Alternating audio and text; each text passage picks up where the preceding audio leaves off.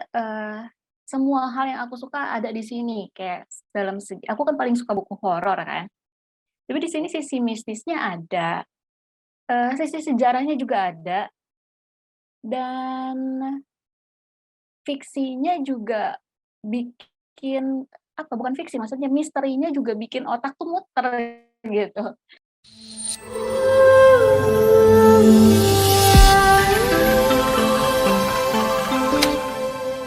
Oke. Selamat malam, Kak Iya, Irma, malam Kak Azwan. dan selamat datang untuk teman-teman semuanya di acara membaca bersama yang kedua. Dan sebelumnya kita sudah ada membaca bersama yang pertama yaitu Aroma Karsa. Dan kita belum sempat untuk mendiskusikan untuk yang membaca bersama yang pertama dan kemungkinan akan kita lakukan di bulan depan ataupun di akhir bulan ini. Dan juga nantinya kita akan melanjutkan di membaca bersama yang ketiga dan bisa ditunggu aja dari teman-teman semuanya. Nanti untuk membaca bersama buku karya siapa bisa ditunggu sebentar, dan yang teman-teman yang ada di grup membaca bersama juga bisa nanti kita kasih tahu bocorannya buku apa yang akan kita bahas di membaca bersama tiga. Langsung saja ya Kak Irma untuk diskusi kita pada malam hari ini. Terima kasih sudah bisa meluangkan waktunya pada malam hari ini dan kita bisa bersama-sama akhirnya kita bisa mendiskusikan sebuah buku dari karya Eka Kurniawan, Cantik Itu Luka. Buku yang cukup menarik, buku yang cukup membuat sembab mata akibat cerita-cerita yang luar biasa yang diciptakan oleh Eka Kurniawan dari buku-bukunya. Dan sebelum nanti kita membahas lebih jauh ataupun saya membahas yang lebih jauh, mungkin kita bisa mendengarkan terlebih dahulu dari Kak Irma bagaimana hasil bacanya dari buku Eka Kurniawan. Silakan Kak Irma. Oke, terima kasih Kak Azwan. Jadi ini termasuk ke kesan setelah membaca buku ya. Aku, jujur ini buku Eka Kurniawan yang bikin aku reading slump, yang artinya aku belum nemu lagi nih buku yang sebagus ini, yang bener-bener, semua hal yang aku suka ada di sini. Kayak dalam segi aku kan paling suka buku horor kan, tapi di sini sisi mistisnya ada, sisi sejarahnya juga ada, dan fiksinya juga bikin apa, bukan fiksi, maksudnya misterinya juga bikin otak tuh muter gitu. Ini emang ketiga genre ini tuh ada di buku ini, walaupun bukunya termasuk buku sastra ya, tapi buku ini tuh ada genre yang masuk yang aku suka, yaitu ya 3 itu tadi. Begitu Kak Azwan. Iya. Dari buku Eka Kurniawan ini kira-kira yang cukup menarik dari kisah siapa? Kan dari sini Eka Kurniawan mengisahkan itu alurnya bolak-balik ya, dimulai dari Dewi Ayu dengan kematiannya, kemudian kita melihat kilas balik bagaimana perjalanan Dewi Ayu, kemudian anak-anaknya, dan sampai pada akhirnya keturunan-keturunannya, dan kembali lagi pada si cantik yang diceritakan oleh Eka Kurniawan, yang bagi Eka Kurniawan ataupun cantik yang direpresentasikan oleh Eka Kurniawan dalam Cantik Itu Luka, ya cantik itu menyakitkan karena dengan cantik di kondisi sosial masyarakat pada waktu itu, dengan cantik mereka akan menjadi korban nafsu dari orang-orang yang ada di sekitarnya. Untuk diskusi ini kita boleh kok Kak untuk kita membahas bukunya secara dalam, nggak apa-apa, spoiler pun nggak apa-apa sih, Oh, spoiler karena nggak apa-apa, ini oke. ya karena dari teman-teman membaca bersama juga kemarin sudah kayaknya sih sudah pada katam juga membahas bukunya. Kita membahasnya secara mendalam juga nggak masalah sih kalau untuk membahas buku ini, dan nanti juga dari teman-teman peserta membaca bersama juga mungkin bisa ikut nimbrung menyampaikan pendapatnya, menyampaikan apa yang sudah dibacanya. Boleh kok, nanti tinggal lambaikan tangan nanti dari host biar uh, menunjuk siapa yang terlebih dahulu untuk ikut serta berargumentasi dalam diskusi kali ini. Nah, kembali lagi nih Kak Irma. Kira-kira dalam buku ini yang menyita perhatian Kak Irma sewaktu memulai membaca buku ini, apa kira-kira Kak Irma? Yang jelas sih kisah Dewi Ayu yang tiba-tiba bangkit setelah 20 tahun meninggal. Itu kan awalnya aku pikir bener-bener bangkit jadi manusia lagi kan.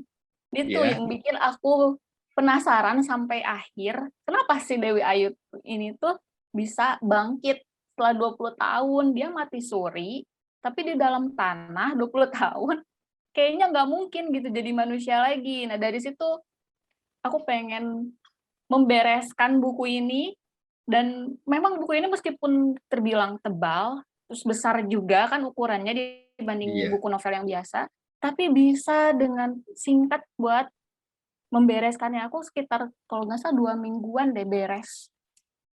iya.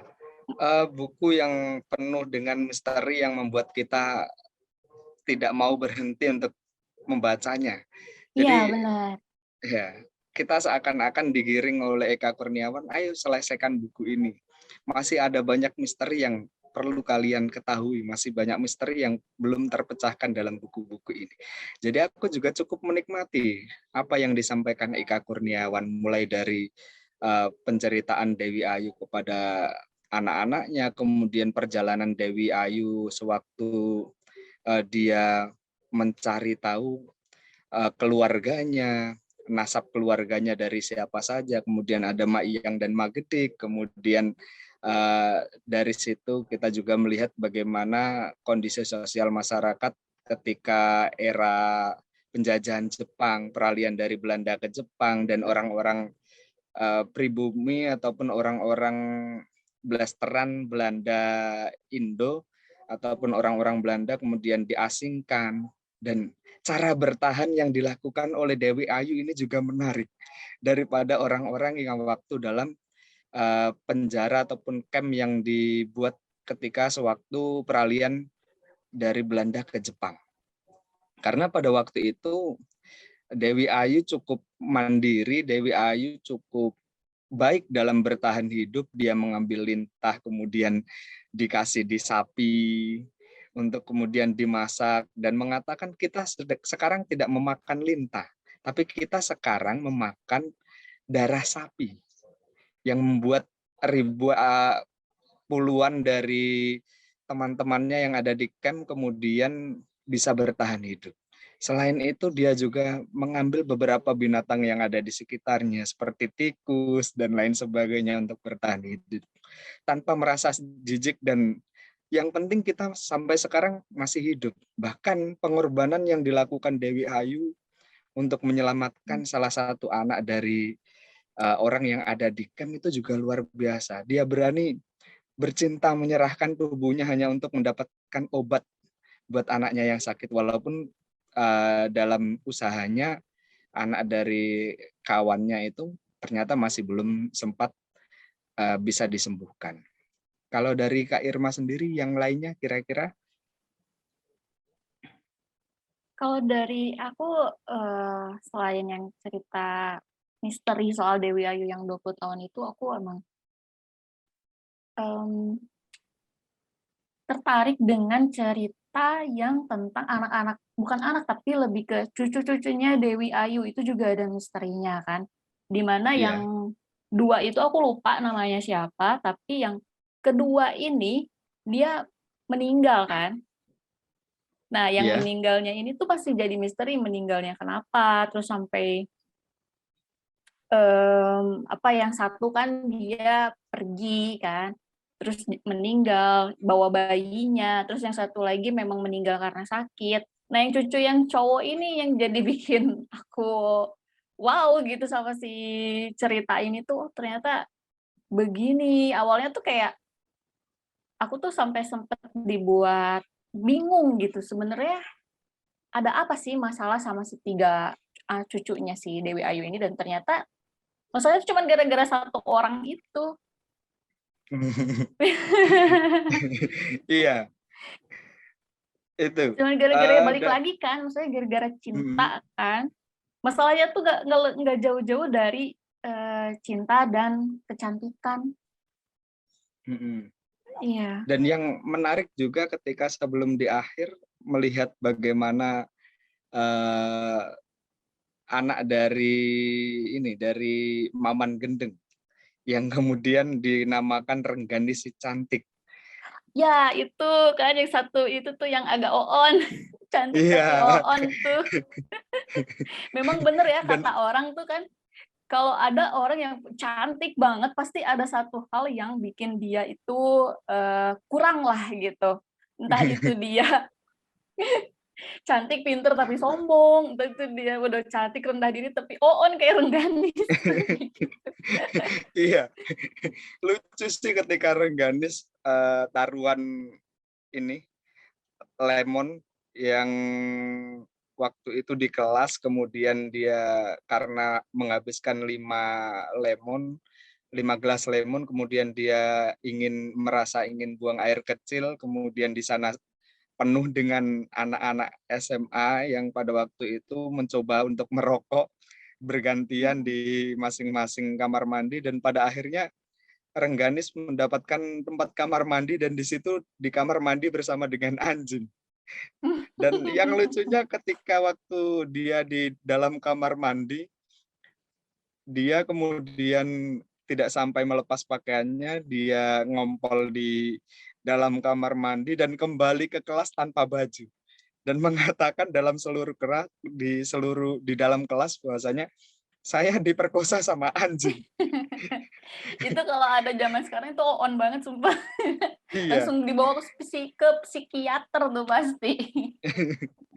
dia telanjang datang ke kelas, bahkan gurunya yang sudah tua pun yang impoten tiba-tiba sembuh karena melihat Rengganis telanjang.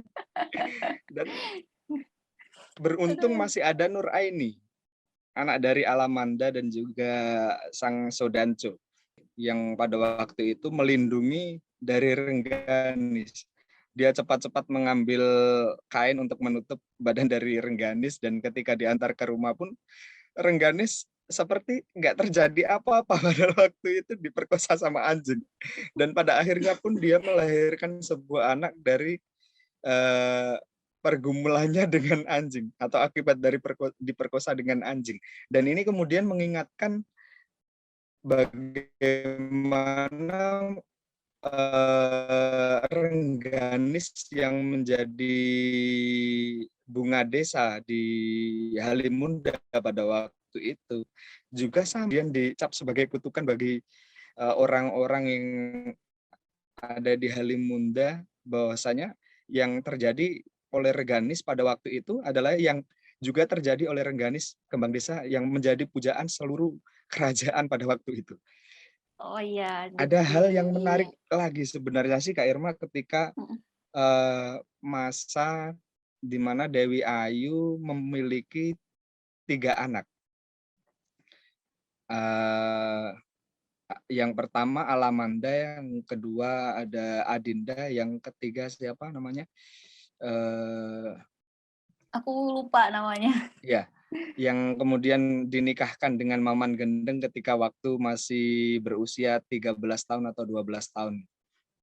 Dan tidak pernah disetubui oleh Maman Gendeng karena dia merasa dia masih sangat kecil, dan bahkan malam harinya pun dia minta dongeng oleh Maman Gendeng, dan Iya. didongengilah dengan dongeng Rengganis. Dan aku di sini Gitu. kayak mikir Maman Gendeng itu meskipun dia preman, terkenal jahat, bengis, tapi ketika dihadapkan dengan sesuatu hal yang menurut dia itu tidak beretika lah, dia bisa menahan dirinya. Ya nggak? Jadi Iya, ya kan emang nggak pantas kan, maksudnya menyetubui anak di bawah umur kan masih SD kan. Aku lupa sih namanya, tapi dia masih SD pas dinikahkan sama si Maman Gendeng itu. Tapi Maman Gendeng tuh kayak ngerasa, udahlah ini walaupun istriku, tapi aku anggap sebagai keponakanku dulu gitu.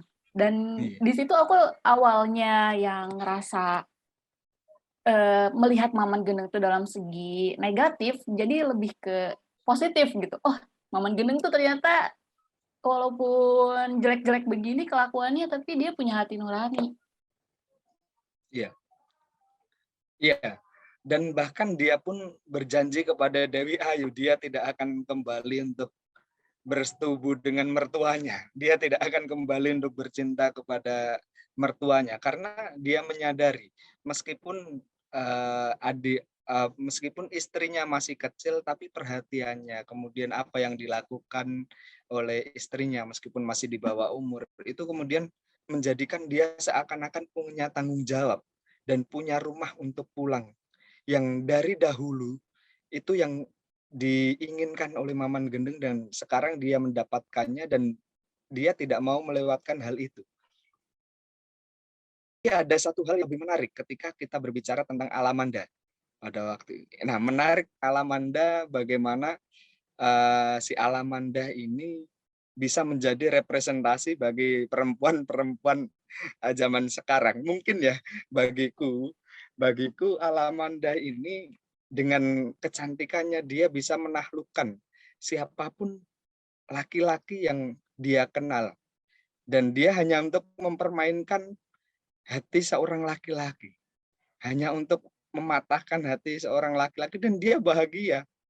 Mungkin sekarang ataupun di tahun 2021, 2021 ini kan lagi marak-maraknya ghosting. Mhm. Nah, ini sudah dilakukan pada waktu itu oleh Alamanda.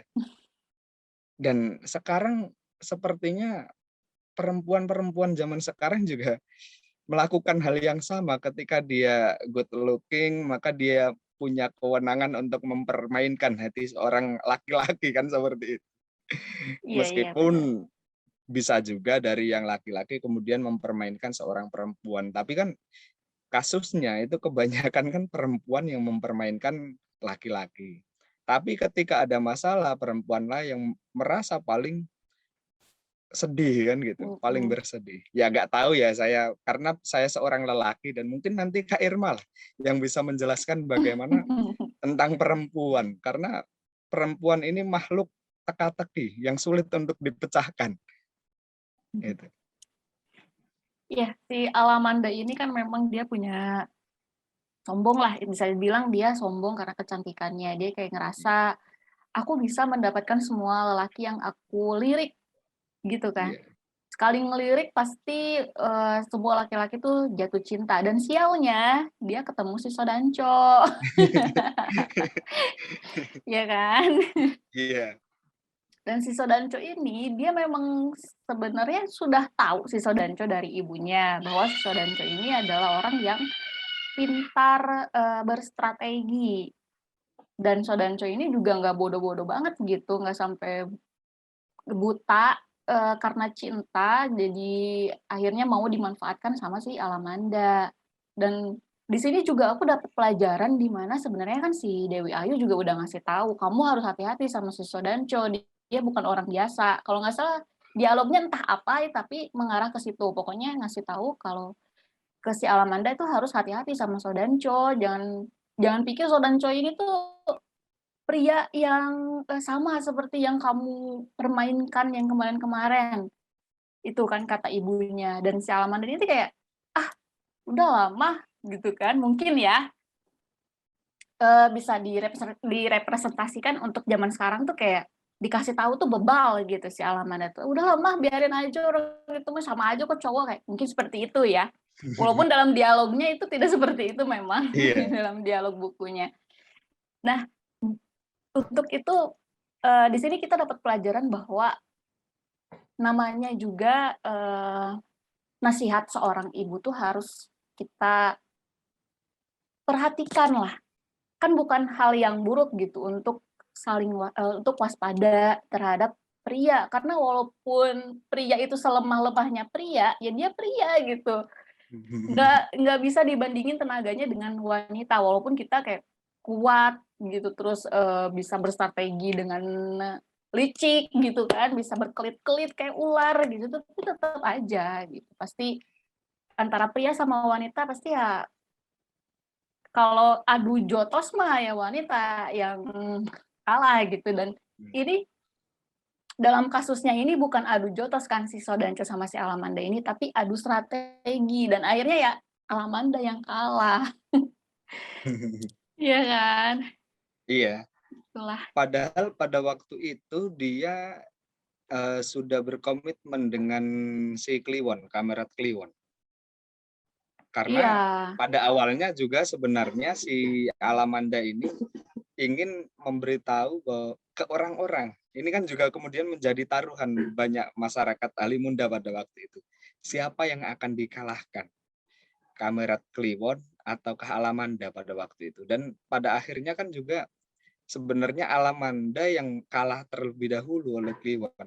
Karena dari Kliwon sendiri orangnya yang cuek, meskipun pada awalnya Kliwon ini sangat mengharapkan Alamanda ketika Alamanda masih berumur 8 tahun pada waktu itu.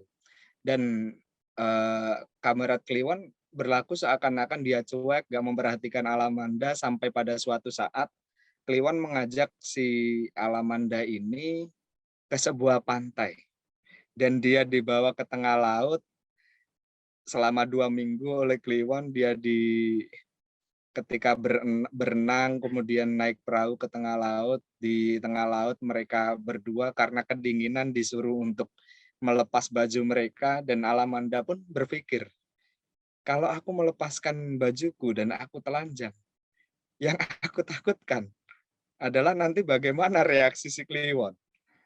Dan Alamanda mencoba untuk memberontak dan dia tidak mau untuk melepas baju-bajunya.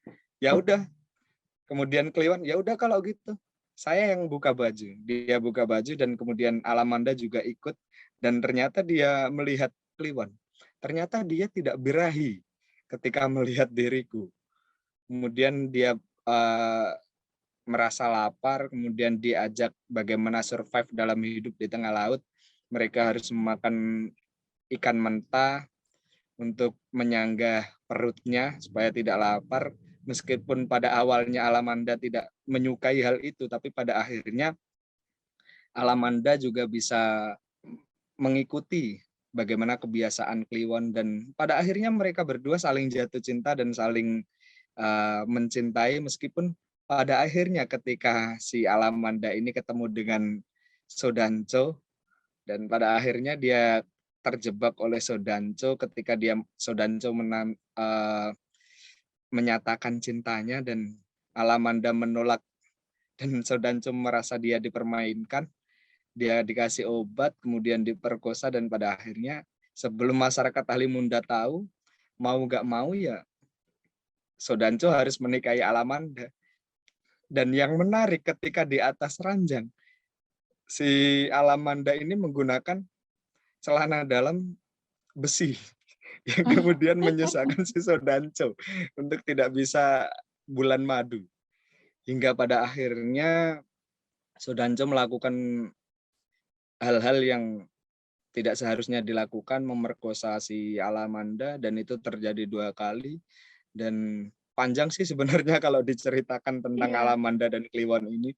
Kemudian sampai pada pergolakan Partai Komunis Indonesia, di antaranya adalah Kliwon sebagai pemimpinnya, dan yang disampaikan oleh Eka Kurniawan terkait dengan Partai Komunisme Indonesia ini benar adanya.